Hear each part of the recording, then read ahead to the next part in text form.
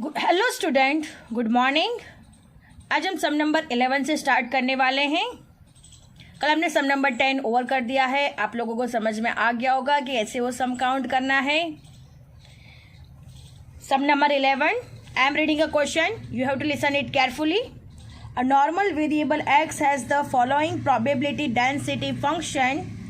Fx is equal to 1 upon 6 under root 2 pi into e minus 1 upon 72 bracket में x minus 100 whole square minus infinity less than x less than infinity. For this distribution, obtain the estimated limits for the exact middle 50% of the observation. Students, हमें exact middle 50% observation की limits find करनी है। ये हमारा probability density function दिया हुआ है। यहाँ पर से हमें मीन और सिग्मा मिलेगा।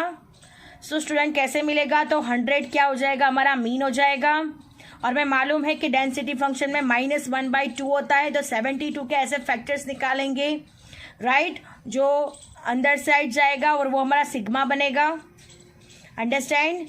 सो let us start our sum students. Look at here student, density function दिया हुआ है, तो सबसे पहले हम डेंसिटी फंक्शन लिखते हैं। fx is equal to, question में दिया गया है 1/6 under root 2 pi e minus 1/72 x minus 100 whole square minus infinity less than x less than infinity. So this is our density function, probability density function. अब हमें इसे solve करना है, तो कैसे करेंगे? So look at here student, 1/6 under root 2 pi e। अब हमें मालूम है कि -1/2 होता है। आप लोग आगे भी फॉर्मूला में चेक कर सकते हो कि -1/2 होता है। 72 के ऐसे फैक्टर्स निकालो, तो हम लोग यहाँ पे निकालते हैं। 36 2 जा 72 होता है, तो 2 को हम यहाँ पे रख देते हैं 36 के, जो कि x - 10 यानी x minus mu divide by sigma, ये ऐसे फॉर्म में होता है। तो सिग्मा का स्क्वायर यानी 36 का किसका स्क्वायर है? तो 6 का स्क्वायर है। तो सिग्मा हमारा कितना हो जाएगा? 6 हो जाएगा ऑटोमेटिकली। तो अभी हम यहाँ पे लिखते हैं x - 100 डिवाइड बाय 6 का स्क्वायर, और ये x - 100 का होल स्क्वायर तो है ही, राइट। तो अब हम लास्ट में लिखते हैं 1/6 under root 2 pi e minus 1/2 x - 100 divide by 6 whole square. तो ये क्या हो गया हमारा? x माइनस मीन यानी मीन हो गया हमारा 100 और सिग्मा हमारा हो गया 6। अंडरस्टैंड? ये जो वैल्यू होती है उसके फैक्टर्स निकालने होते हैं और फिर उसको x minus mu divide by sigma के फॉर्म में लाना होता है। अंडरस्टैंड? सो हमने मीन और सिग्मा दोनों फाइंड कर लिया है। अब अकॉर्डिंग टू द क्वेश्चन हमें क्या फाइंड करने के लिए कहा गया है? Estimated the limits for the exact middle 50% of the observation. So हम लिखते हैं यहाँ पे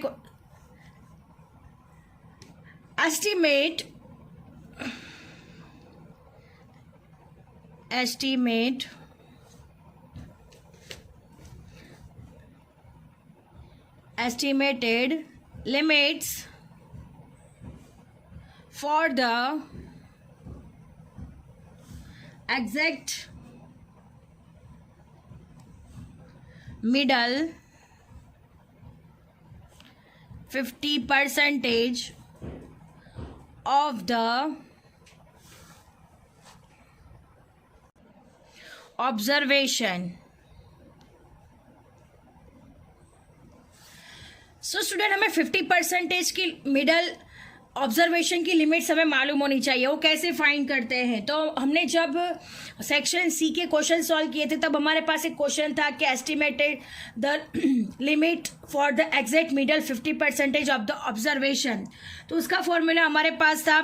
लिमिट्स कैसे फाइंड कर सकते हैं? तो Q1 और Q3 फाइंड करना होता है। मिडल एग्जैक्ट मिडल ऑब्जर्वेशन के लिए हमें Q1 और Q3 फाइंड करना होता है, तो Q1 और Q3 का फॉर्मूला हमें मालूम होना चाहिए। Q1 और Q3 का फॉर्मूला, Q1 का फॉर्मूला है हमारे पास मीन माइनस 0.675 सिग्मा और Q3 का फॉर्मूला है हमारे पास मीन प्लस 0.675 सिग्मा। ये दोनों के दोनों फॉर्मूला है जो कि हमें exact middle 50% of the observation की लिमिट्स दिखाएंगे।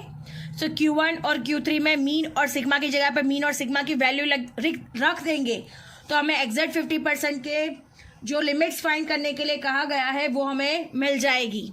अंडरस्टैंड। सो Q1 के अंदर हम लोग Q1 is equal to formula रखते हैं mean minus 0.675 sigma. This is our formula. So mean है हमारे पास 100 माइनस 0.675 सिग्मा है हमारे पास 6। अब 100 माइनस 0.675 इंटू 6, इन दोनों का मल्टीप्लीकेशन होगा तो आंसर आएगा 4.05।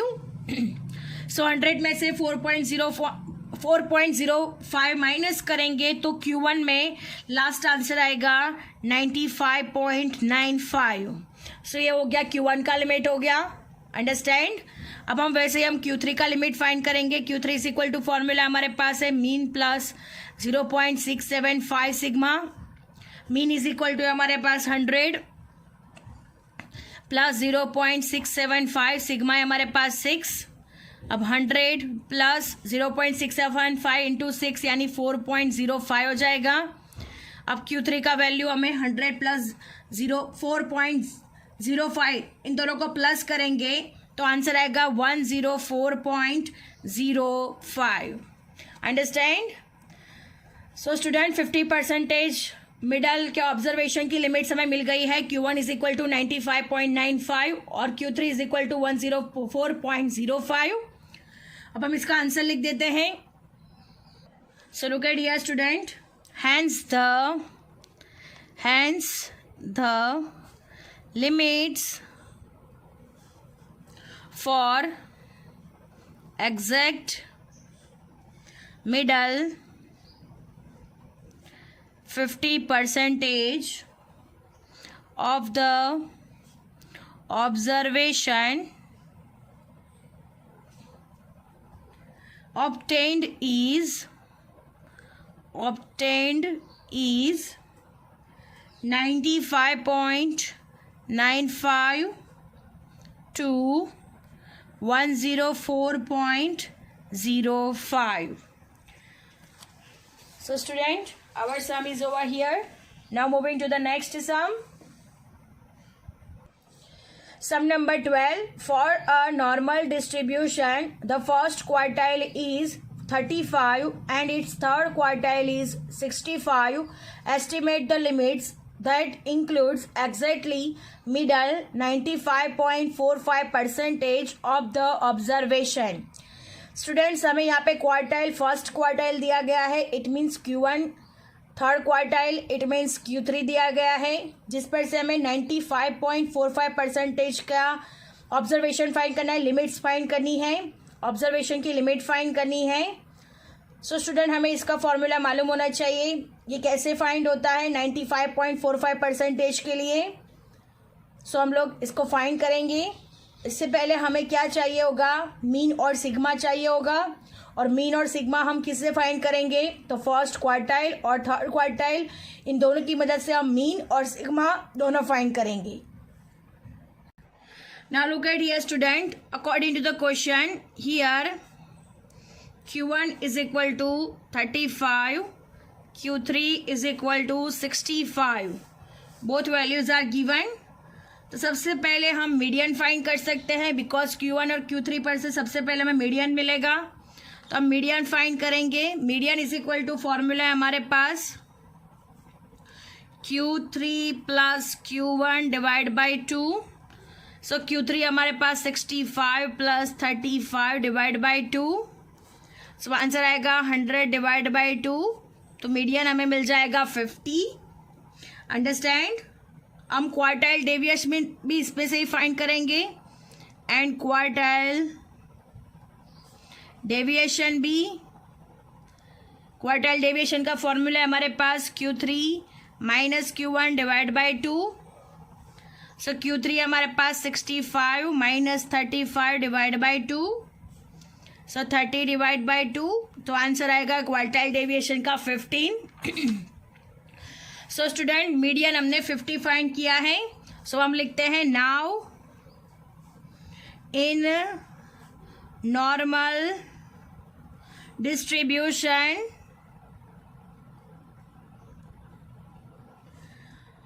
हमारा मीडियन और मीन दोनों के दोनों सेम होते हैं। मीन मीडियन मोड तीनों की तीन वैल्यू सेम होती है, हमें मालूम है। सो मीन और मीडियन दोनों के सेम है, तो मीडियन का वैल्यू 50 है तो मीन का वैल्यू भी 50 हो जाएगा।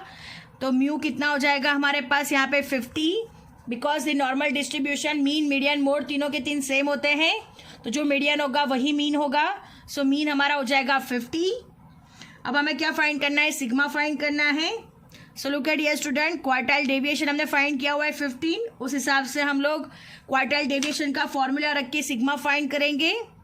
सो quartile deviation is equal to formula है 2/3 सिग्मा, राइट। अब हमें क्या करना है, 2/3 सिग्मा, क्वार्टाइल डेविएशन हमें 15 मिला हुआ है, 2/3 सिग्मा हो जाएगा 15 इंटू 3 और डिवाइड बाई 2 हो जाएगा इज इक्वल टू सिग्मा।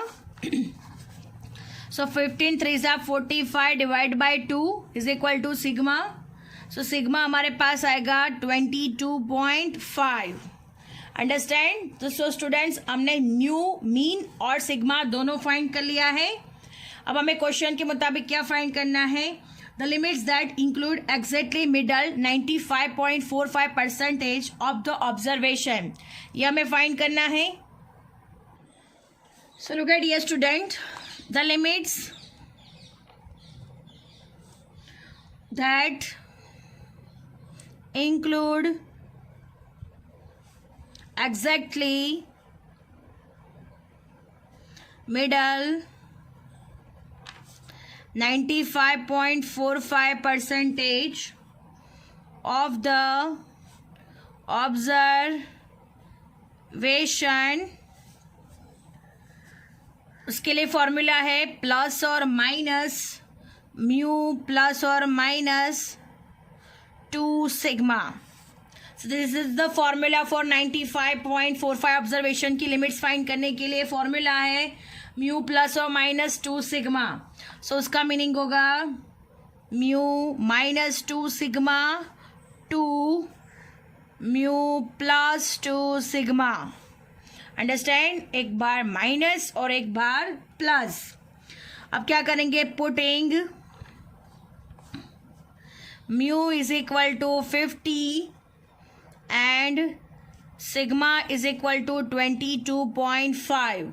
अब म्यू की जगह पे 50 यूज करेंगे और सिग्मा की जगह पे 22.5, सो हमें उसकी लिमिट्स मिल जाएगी। So look at here student, the limits that includes middle 95.45% of the observation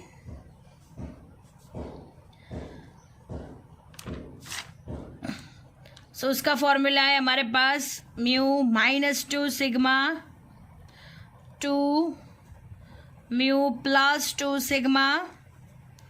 mu है हमारे पास 50 माइनस 2 सिग्मा है हमारे पास 22.5 टू म्यू है अगेन 50 प्लस 2 22.5। सो अभी हम इससे सॉल्व करेंगे। 50 माइनस 22.5 मल्टीप्लाई बाई 2 यानी 45 हो जाएगा। 250 प्लस 22.5 इंटू 2 यानी 45। 50 में से 45 माइनस हो जाएगा तो आंसर आएगा 5। 5 टू 50 प्लस 45 95। सो हमारे लिमिट्स क्या हो गई, 5 to 95। So our last answer लिखते हैं hence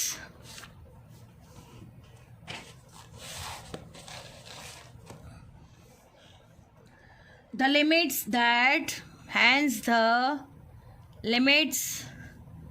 that include exactly middle 95.45% of the observation for a normal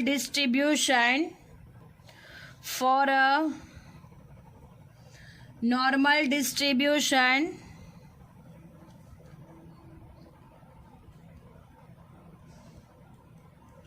obtained is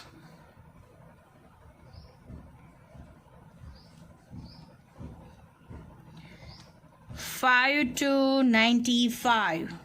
Understand? 5 से 95. So student, our sum is over here. I hope you understand it very well, and lecture is also over here. Thank you students.